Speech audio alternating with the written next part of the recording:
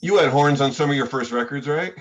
Yeah, I was just telling somebody yesterday they didn't realize that James White from the Contortions moved to LA, and then he was in Thelonious Monster on the first album. Yeah. It was a weird time back then. So many people have traveled in and out of the band. We were like this hodgepodge, of whoever was around to just add to the sound of it and evolve the sound of it. So James was on the first album. He plays on 3 songs. Very cool. It was a hodgepodge, but with you at the helm, you were able Yeah. to corral that hodgepodge right from the start. I know there was craziness in every way Right. imaginable, but it was always something beautiful coming out of that hodgepodge. Oh, well, thank you. Yeah, we're like the redheaded stepchild of the Chili Peppers. There was the 3 of us. There was really, when I talk about LA in the mid 80s, there wasn't that many bands, not like how there is now thousands and tens of thousands of bands. So, the Chili Peppers started, and that kind of inspired me. And the Replacements came to LA a lot, and they were very inspiring, and X was very inspiring. Yeah. And then we met the Fishbone guys from south part of LA, and we were just this tribe of Fishbone, Chili Peppers, Thelonious Monster. And I think they certainly influenced, because they were very advanced musicians, and we were just like guys trying to figure it out on the fly. But we certainly took after their cathartic, like chaotic kind of stage thing. And then through the years, Flea and I and Nora would talk a lot. We were on a school board together. Yeah. And we were talking about, how rock and roll, like the kids that came along after us didn't get that you're supposed to put on a show. You know what I mean? You're supposed to make people want to pay $40. Yeah. Yeah. You know what I mean? But when you think about that era of bands, and then Jane's Addiction came in like 86, and then Rage in like 89 or 90, I forget. Right. It was all very exciting. You had to put on a show, right? And if I recall, this Monster show was the first time chaotic and anarchic and cacophony of sound. And so at certain times, I think Thelonious Monster had 10 members, because we have a horn section of 3, keyboards, 4 guitars, bass, drums. That was a sound. I remember seeing you guys at Variety Arts Center downtown, and you were opening, and you can remind me, you were either opening maybe for Husker Du, if that makes sense, or Meat Puppets. Yeah, Husker Du, because yeah, I remember, because we got kicked off the Husker Du tour. We were supposed to do a whole 20 days with them, and we only made it 3. Okay. I'm privileged I got to see one of those shows, and that was 87, I think, the Warehouse tour. Yeah, and you were throwing things. You said you guys grabbed things out in the back out of a trash bin or something. I think you were literally throwing Tonka trucks into the crowd. Yeah, and books and stuff like that. Yeah, it was just, a little Rip Torn in me. I used to love Rip Torn, like that guy on Mike Douglas show. But the beauty of it is you're still kicking and putting out arguably some of the best music you've ever done today. Talk about still doing it and revisiting the Monster now, and how that happened. Well, all of us evolved into, if you look at the first records that we all made, they're not the greatest pieces of songwriting. You know what I mean? I'll speak for myself, but I also will speak for Perry and Anthony too. I mean, we were just mostly focused on being a band and being entertaining, and songwriting was something we were learning how to do, right? And some of us, it took longer to learn. But for me, I started realizing, because I love Bob Dylan and the Beatles and stuff like that, and I just thought, you have to focus on songwriting. So songwriting became pretty from like 87, 88 on, the most important thing to all of us. And you can see the evolution of each songwriter. Like, I remember Perry played me that song 3 days, and I was like, oh my God, that is art. That is Bob Dylan, right? And then Anthony played me Under the Bridge, and that's when I just like, God, that I couldn't write that song. So we all became better songwriters. And then songwriting has always been the focus. And it's hard to be inspired to write a record when your band really isn't together, and it's not something you're all focused on 24 hours a day, 7 days a week. So once in a while I get these bursts of songwriting, and it happened about, I don't know, 8 months ago, 9 months ago, where I don't know why. I have guitars in my office. I'm a drug and alcohol counselor. I have like 4 guitars in my office, but I rarely pick them up. But about, I guess, 8 months ago, the beginning of the year, before COVID, I just wrote like 3 songs. The song Elijah that's on the record, and a song Trouble, I had the lyrics to. It had different music then. So it's really, if the songs, if you're inspired to write great songs, and eventually it'll all play its way out. And that's really what happened with us. Some, like Pete Weiss, the drummer and the founder of the band, and Dick Stenny, the lead guitar player, basically said, yeah, I'll do it, but if the songs are shitty, like, we're not going to make a record. Right. So it wasn't just, we're going to make a record so we can go play Coachella or something. I think Coachella's left us behind by now. Right. In 2004, the last time we made a record, that seemed to be the focus. We'll play a few festivals and whatever. But this was to make a record. And then we wrote that By Another Gun. Martine had parts of that, the opening line. And I realized I was getting back to the thing that made Thelonious Monster great in the 80s, which was writing about my life in a way that was intimate yet universal, right? Because everybody, I mean, I have 2 little kids. I have a 10-year-old and a 4-year-old. And, you know, Martine has a 10-year-old also. And he joked a couple of years ago, he found this ad for a bulletproof backpack. That's where America's at, bulletproof backpacks. You know what I mean? So I wrote a song about that, and that turned out really, and I was proud of it. And then the Disappear song, as you know, it's the anniversary today of a friend of mine's death, and so many friends of mine have died, just so many. 2 guys in Thelonious Monster have died. River Phoenix died, Kurt died. Recently, Chester and Chris Cornell died. And it's just all these people that have, disappeared. They're just not around. You think they're around. There's just hundreds, right? And so I just wanted to write a song about what it feels like to be at this age and just have all these memories of all these people that have disappeared. They're just not on the earth anymore. And, to wake people up, like, life is not infinite, right? And we got to cherish our friends and cherish our moments, the magical moments, as we're having them, instead of always thinking, well, it's going to get better in the future. That was my dad's motto. He suffered for 40 years and he was going to be happy when he retired. And then he was miserable retired because he didn't know how to be happy. Yeah. Right? And I've written several songs about my dad back in the Thelonious Monster days. Sure. And so I think young people are so enthralled and so consumed by technology, they're forgetting that we're on this earth. Like, you can disappear, you won't exist. There won't be a time later on where you can figure out your trauma and figure out what is your purpose and meaningfulness and what matters to you. Right? Yeah. And you had that realization at some point, and I read your amazing book a couple years ago when it came out. Oh, wow. That's so nice of you. Yeah. So you've been through it, and you realized it. You had that reckoning at some point where, through your art, like you're talking about, you're able to tackle these things and help people, and that's action in one way. Then through all your addiction recovery work, which has been amazing now for so long, and you've been honored for that, rightfully so, that you could make a difference beyond writing these songs. You're touching people. You feel a calling to make a difference. You want young people to hear this and get something from it. I want kids to understand that we matter to each other, right? That's one thing me and Flea and Anthony and Pete, you got to understand, we've been friends since like 1982. That's like 40 years. Yeah. And we've been through thick and thin and back again. And that matters. And sometimes I think their friendship and their love for me might be the only reason why I'm alive.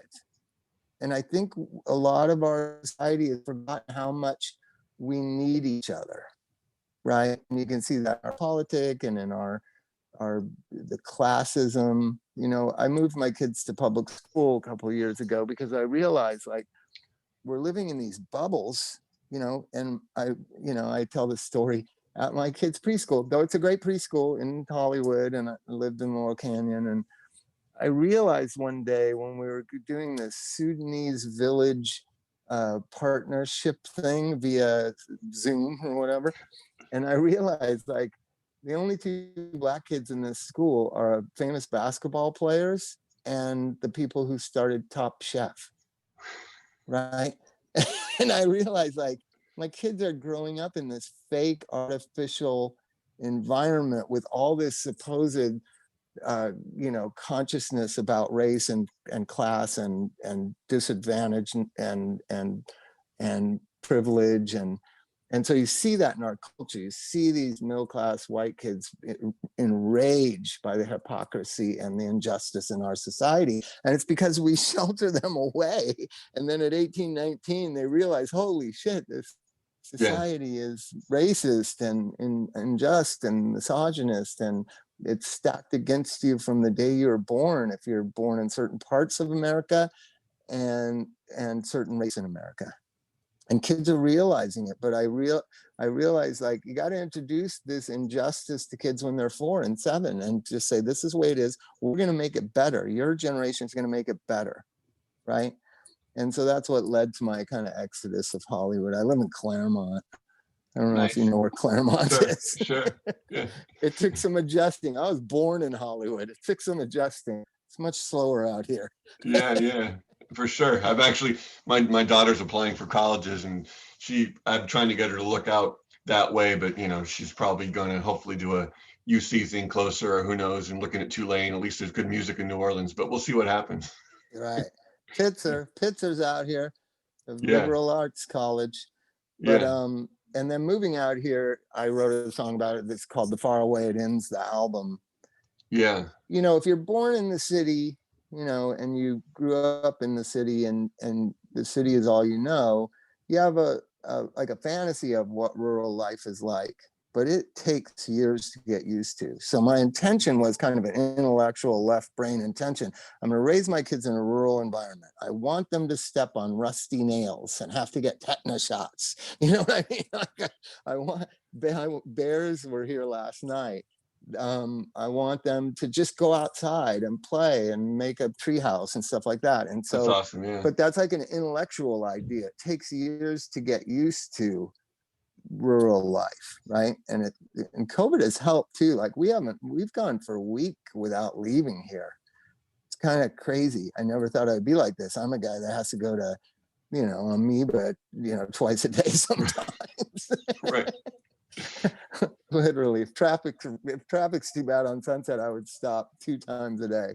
Wow. Yeah.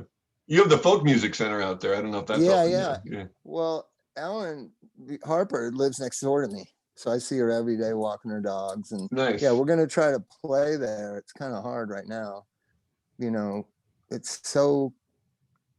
I've always thought, what if music was taken away from you? Like, what would happen? And you're starting to see how much. I see it in my daughter, like just interactions with people and music and going to sports events and just the fantasticness of Los Angeles.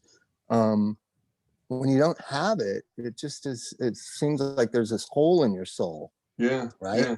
Yeah. And, and so we're all looking forward to, certainly Fauci yesterday or the day before didn't do the concert business any favors by saying there's not going to be any concerts in 2021. Like, shit, hey, we love you, dude, but there's no reason to go overboard like that. We're going for June of 2021. There you go. Yeah, for sure. I want to hear these songs live, Bob. So hopefully that day will come soon. Yeah, we're going to be hopefully playing. That we're supposed to. We have a tour booked in Europe, and it's weird. It's like almost. It's very similar to 9/11. People have been talking about COVID versus 9/11. I can tell you that the Bicycle Thief album, the solo album I did with Josh Klinghoffer, came out like the month before 9/11. And then we had all these great concerts lined up in Europe. That's, where people like my music. So I was supposed to play in Sweden, which is where my mom was born, and you know, all of Europe and Belgium and Holland and Germany and France, and I was so excited. And then 9/11 happened, and it just all got canceled. Yeah. And now this whole COVID thing, like we finally make a good record, and we're together, and we all kind of get along, and wiser and more mellow, and we could really play some shows and go out and have some fun, and now you can't because of this. But the good You part is the gotta music's still decide. coming out next week. People are going to get to hear this album on election Right. day, and just talk about the reason, the joy, the having it come out Tuesday is kind of a big deal. Well, yeah, you know, I've watched this division. I feel like a person sitting on the sidelines of a society that molded me and I grew up in, and now I don't recognize it, right?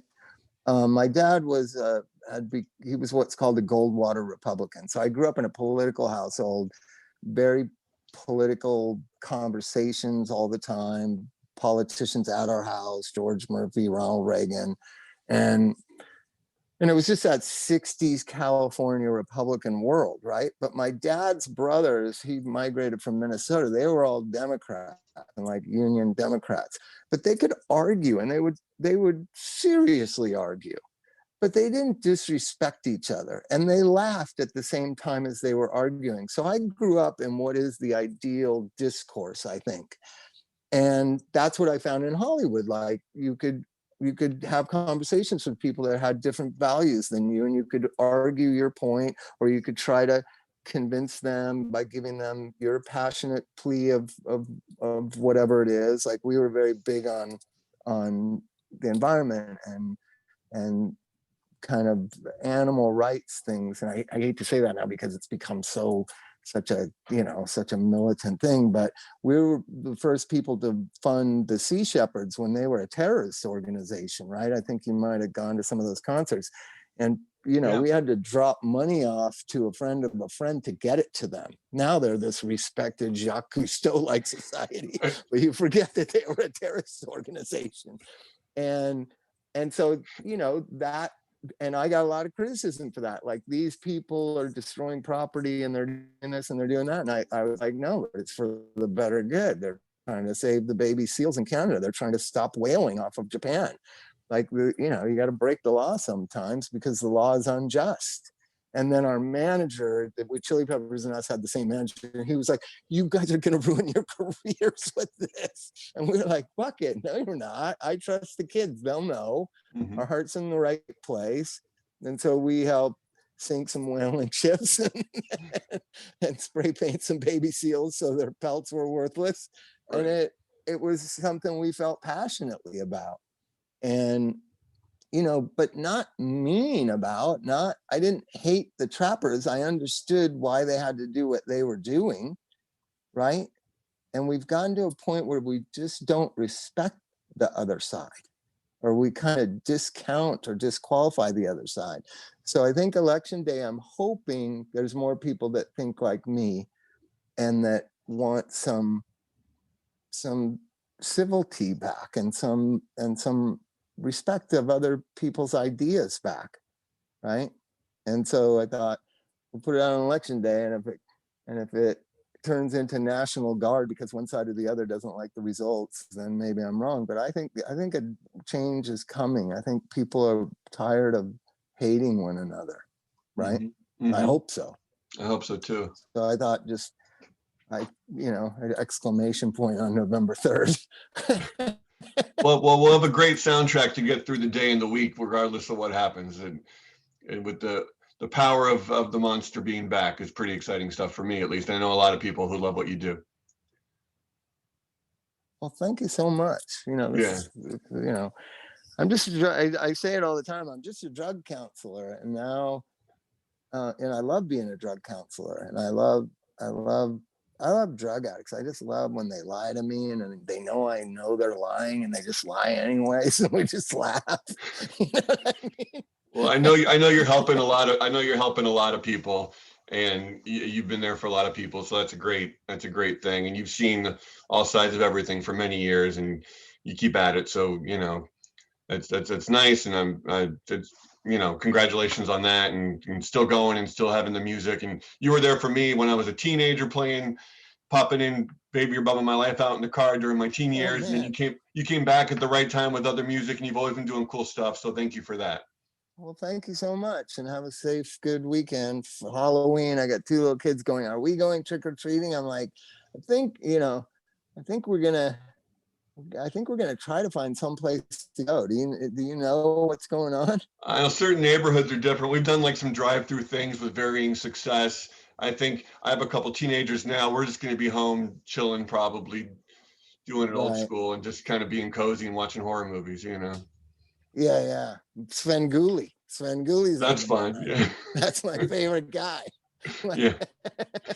We All did right. a little haunted drive-through thing in the valley. You're just talking about live music, and halfway through the drive, there was just a band playing on a little stage, and it almost brought tears to my eyes just to hear live music for 30 seconds rounding a corner, Right. Yeah, it's just a It's different so, time. it's going to Next come year. back better than ever. Yeah, hopefully I soon. think when you get, because I've lived in Hollywood my whole life. I've probably seen every amazing thing that's happened in LA for the last 40 years. And so I became a little cynical. Like, people would say, hey, you want to go see so-and-so? And I would think, oh God, you got to drive and there's traffic and parking. It's like, I would literally go see bands I don't even like right now. I would pay StubHub prices. You know what I mean? Because there's just something magical about musicians playing music. It's been going on for thousands of years, and Yeah. it soothes your soul and it inspires your imagination. And, so I'm looking forward to it, hopefully. Yeah, for sure.